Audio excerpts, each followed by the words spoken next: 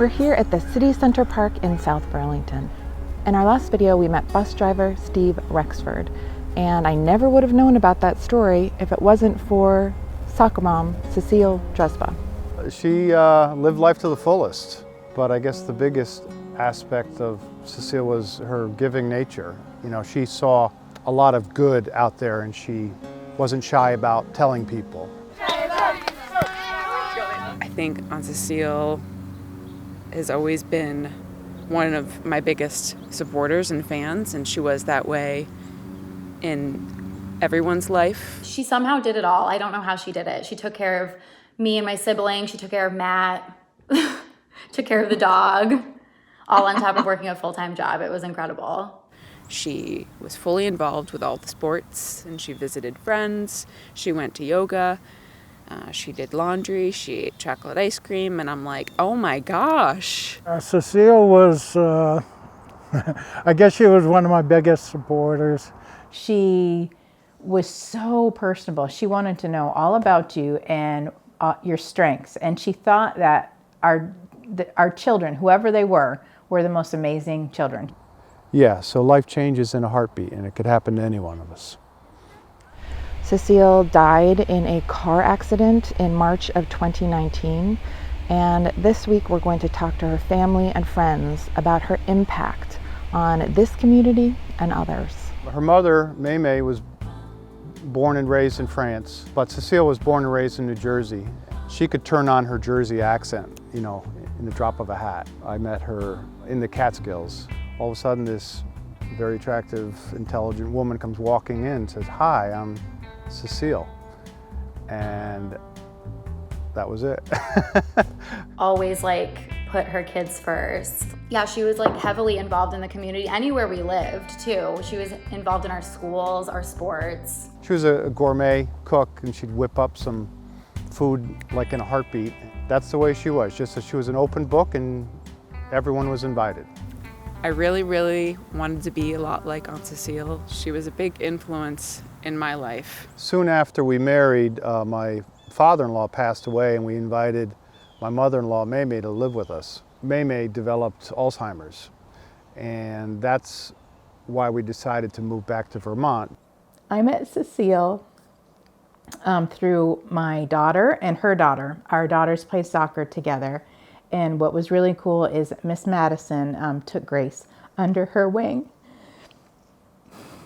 Everybody knew who Cecile was. She was always awesome to us. She was so welcoming to us, and after the game she would tell us we did a good job. So Cecile was that person that lived close to the school, and every practice I can remember she was out walking her dog, passing our practice, and always came to chat with me and had a smile on her face. Loved these girls unconditionally, from doing Twitter accounts to team dinners. That's how I met her, was through soccer. Her daughter played soccer.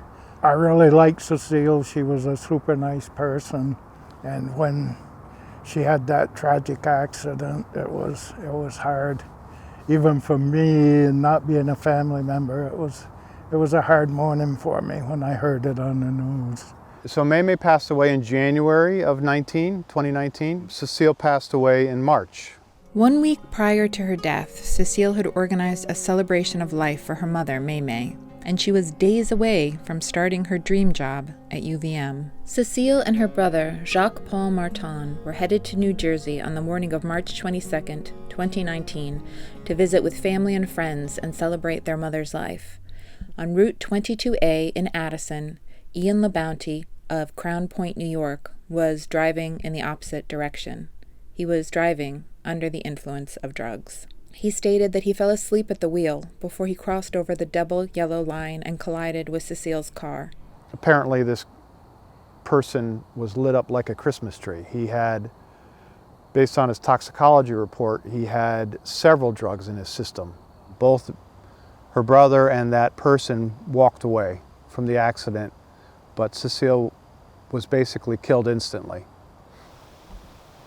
She was 57 years old.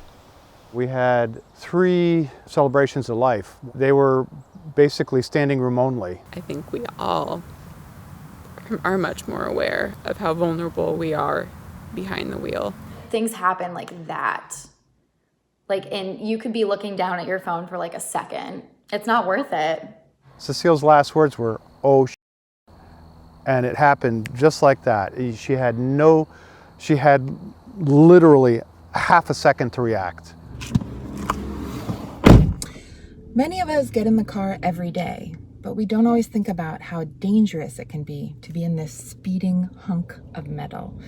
So far, as of October 18th in Vermont this year, there have been 57 fatalities on the road.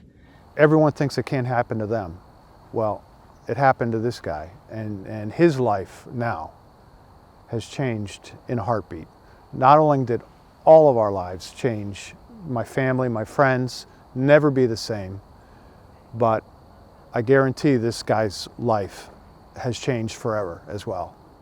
She was my everything. I mean, she was a single mom with me for a few years before she met Matt. And I told my mom everything. I would call her every single day. So that was really hard to get used to. I still have voicemails in my phone from her that I cannot listen to. It's actually never going to feel okay, actually. It's never going to feel okay that she's gone. The acceptance is really hard. You're in denial, even if you don't think you are. You're in denial for a really long time. She was going to be at my wedding, and she was going to ask more hard questions.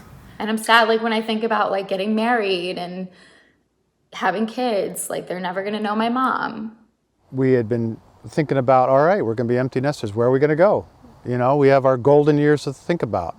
I think we all just pay extra special attention, take a little extra time when we're with each other, when we say goodbye, to really look at each other and wave and hug, and those long extended goodbyes. When she died, we did a tournament for her to raise money for the Alzheimer's Association. We dedicated a bench to Cecile from the boosters, the South Burlington boosters. She lives here forever. This is a great example of what she's done for us. We'll never, never forget what she's done for us. I love the fact that she is still making an impact years after her death in a very positive way, and she will continue to do so. Jacques wrote to me about his sister. Dragonflies meant a great deal to her. Sometimes one will follow me and suddenly stop just in front of me. In that precious moment when we are facing each other, I say, "Hello, Cecile, I love you." Learning about Cecile from her family and friends has made me realize how precious life is and how we should enjoy every single moment that we have. So I hope you all take care. Be sure to hug your loved ones, because we don't know how long we're here for.